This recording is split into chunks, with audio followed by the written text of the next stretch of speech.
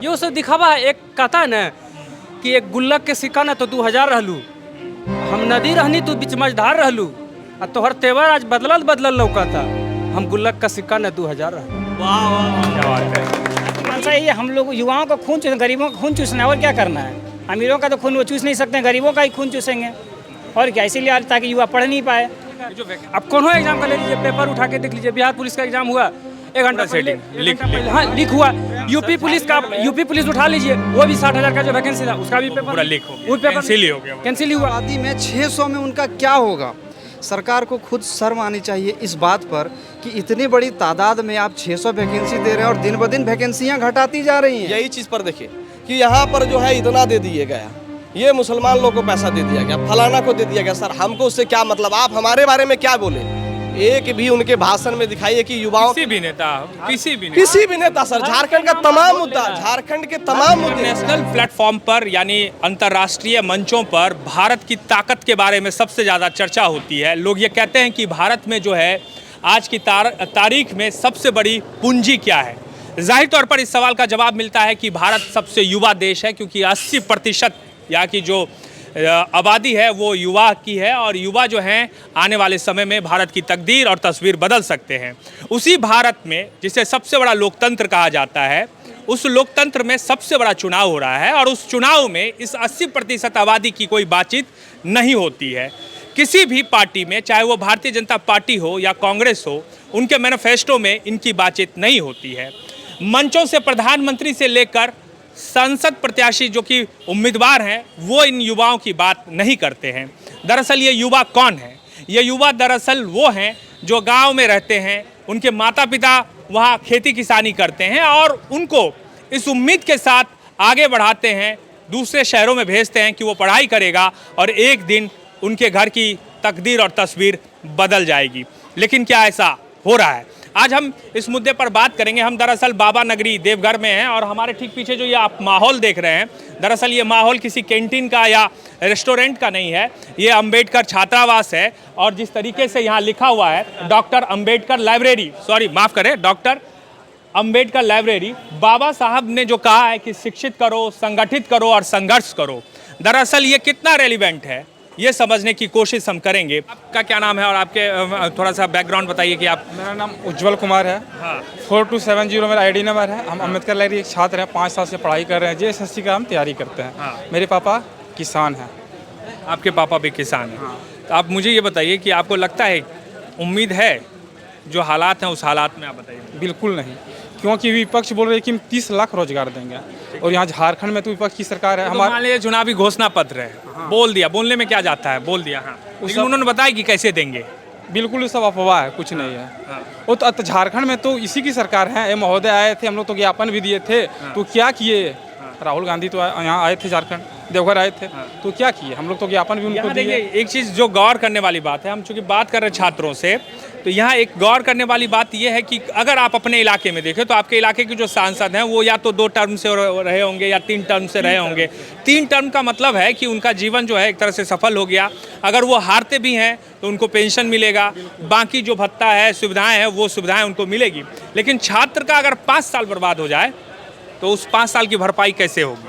Sir इसके बारे में ना हमारी राज्य सरकार सोच रही है ना केंद्र सरकार सोच रही है। ये सरकार, हमारी राज्य सरकार जो है गवर्नमेंट में अभी चैंपियंस फंड बैठे हुए हैं। 5 साल से तो इनकी सरकार चली गई, लगभग 5 साल पुरने वाली है। अभी तक 5000 बहाली अच्छे से नहीं कराए होंगे, और जो कराए भी हैं आपके सोशल मीडिया के माध्यम से दिखाया भी जाएगा, जो भी कराए भी उनका भी बहुत बड़ी धांधली हुई है। हम लोग तो झारखंड कर्मचारी चयन आयोग के CGL वाले तैयारी कर सचिवालय की तैयारी करने वाले लड़के हैं। हम लोग किए 2019 से लगे हुए हैं। एग्ज़ाम देने के लिए गए, एग्ज़ाम दे के मुश्किल से 100 मीटर भी नहीं चले होंगे, मीडिया में आ गया कि पेपर लीक हो गया। मतलब रखिए 2024 से लीप वर्ष नहीं है, पूरा भारत में लीक वर्ष कह सकते हैं इसको आप।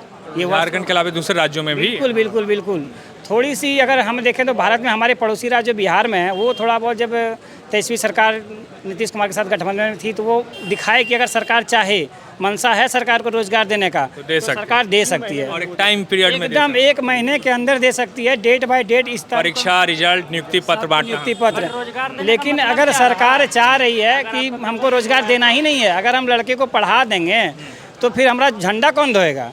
इसीलिए झारखंड भारत पूरे भारत में शिक्षा पे 18% GST लगा दिया, जबकि हमारे हार्वर्ड यूनिवर्सिटी और इंग्लैंड वगैरह चले जाइए आप, शिक्षा पे 0% है।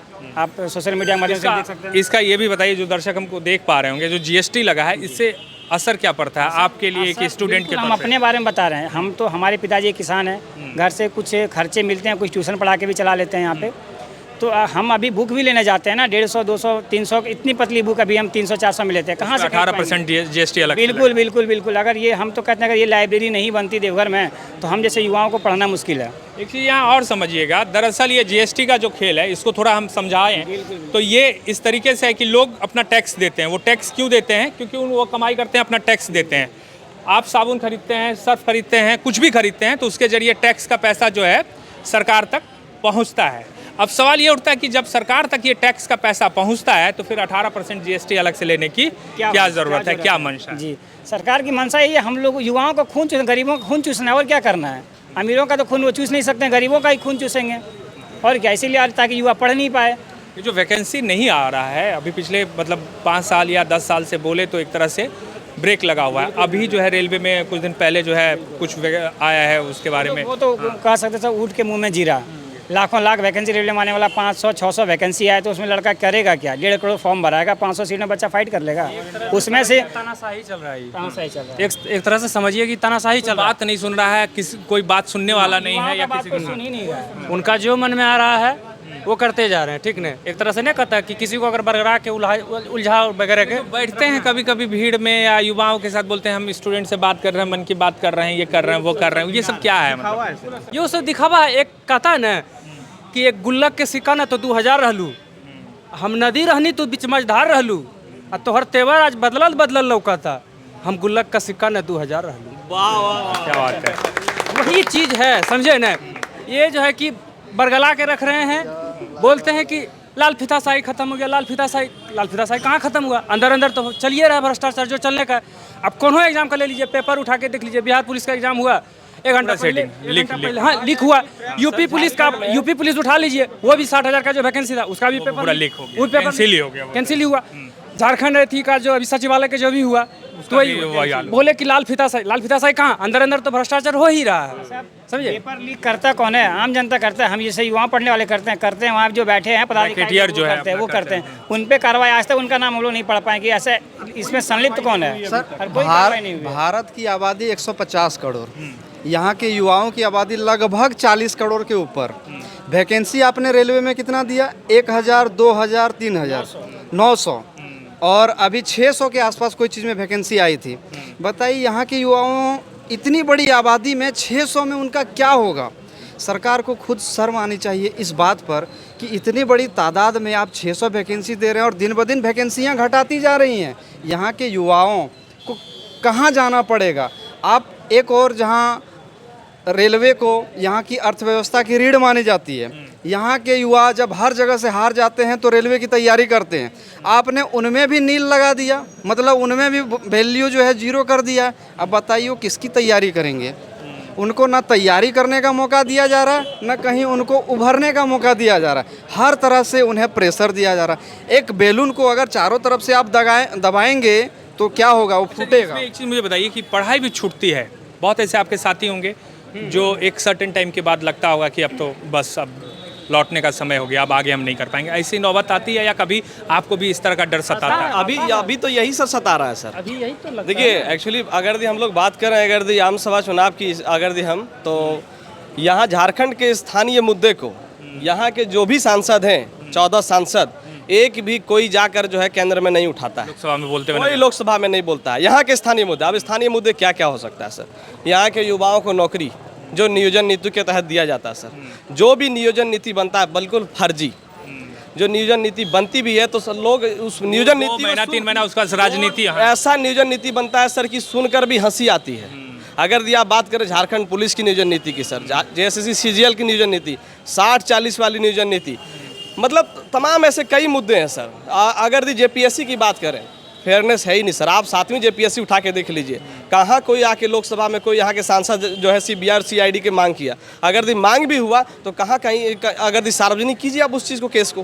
कोई तो आखिर जैसे CGL का उतना बड़ा मुद्दा, इतना ज्वलंत मुद्दा, जेपीएससी का उतना ज्वलंत मुद्दा है, लेकिन कोई भी स्थानीय सांसद को हिम्मत नहीं है कि जाके लोकसभा में जाके बोले और इस चीज़ के लिए जो है ईडी सीबीआई का मांग करके जो है जांच करवाए, यहाँ के उस पर कड़ी कार्रवाई की जाए। अभी ईडी का पैसा मिल रहा है सर, क्या लगता है वो सर आपका घुसखोरी टेंडर का पैसा है, वो यहाँ का लूटा हुआ पैसा जो विद्यार्थी लोगों से जो है सर आपका लिया गया है सर, सब परीक्षा का वो सब पैसा है, सब नौकरी बेच कर वो सब पैसा रखा गया है सर।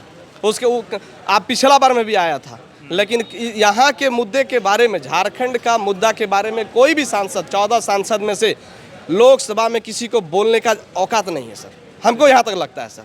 सिर्फ और सिर्फ जय श्री राम, सिर्फ और सिर्फ हिंदू राष्ट्र। यहाँ जो है ना, आप किस हिंदू राष्ट्र की बात करते हैं?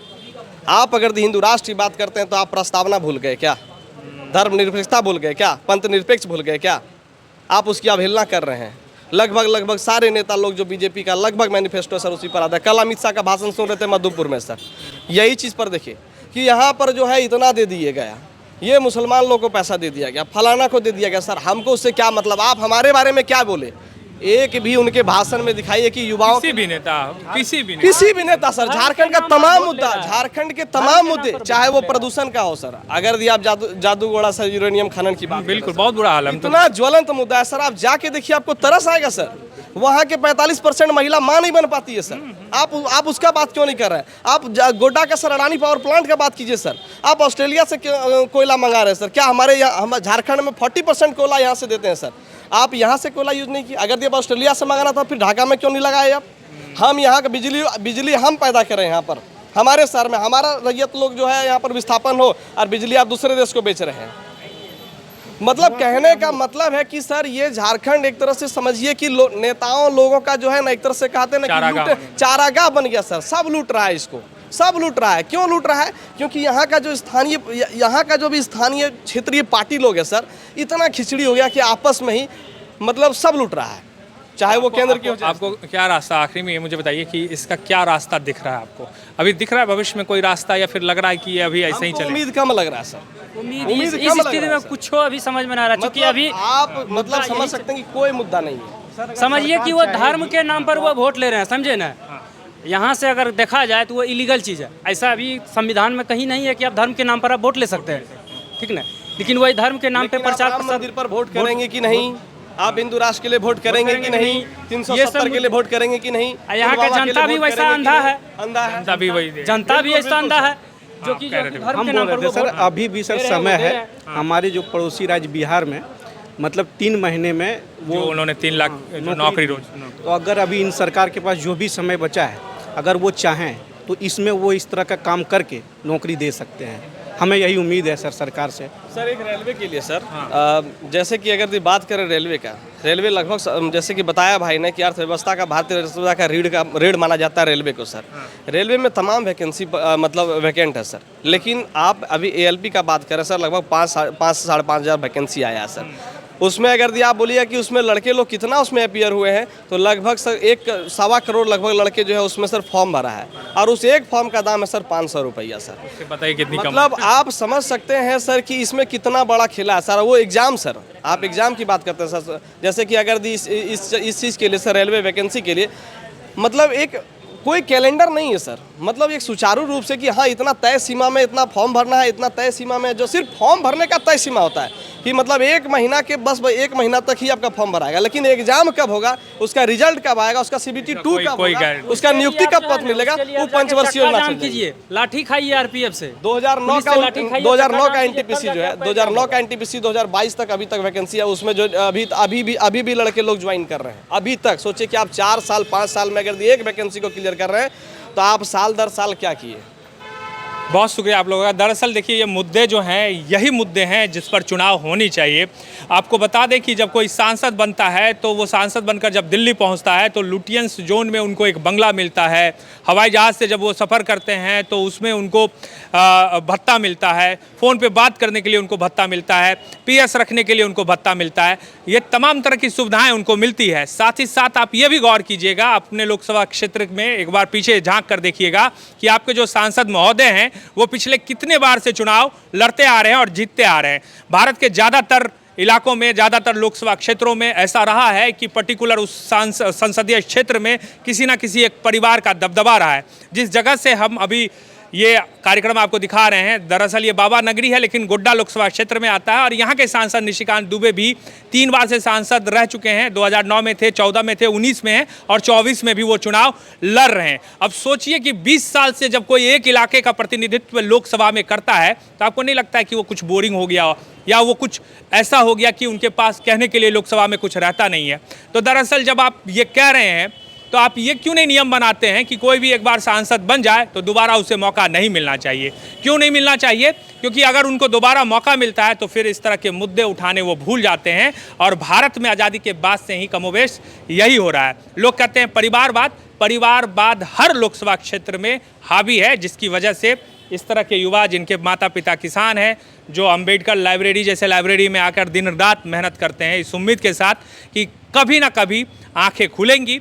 मुझे लगता है कि जिस तरीके से एक बार संपूर्ण क्रांति का नारा जयप्रकाश नारायण ने पटना के गांधी मैदान से दिया था, उसी तरह का कोई नायक किसी दिन जब भारत में एक बार फिर से आएगा और उस तरह का कोई क्रांति जलाएगा तो फिर शायद इन युवाओं की बात सुनी जाएगी। फिलहाल आपके पास जियो है, उसमें रील्स है और फ्री का डेटा मिल रहा है। 5G जो है वो फ्री कर दिया गया है। आप उस जहर को अपने अंदर घोलते रहिए। हमारी इन खबरों को भी आप मोबाइल पे ही देखेंगे तो इसको भी देखते रहिए, लेकिन सोचिएगा ज़रूर कि आपको क्या दिया जा रहा है। वीडियो पसंद आए ज़्यादा से ज़्यादा शेयर कीजिए। मैं हूँ राज सिंह, आप देख रहे थे समाचार वाला। नमस्कार।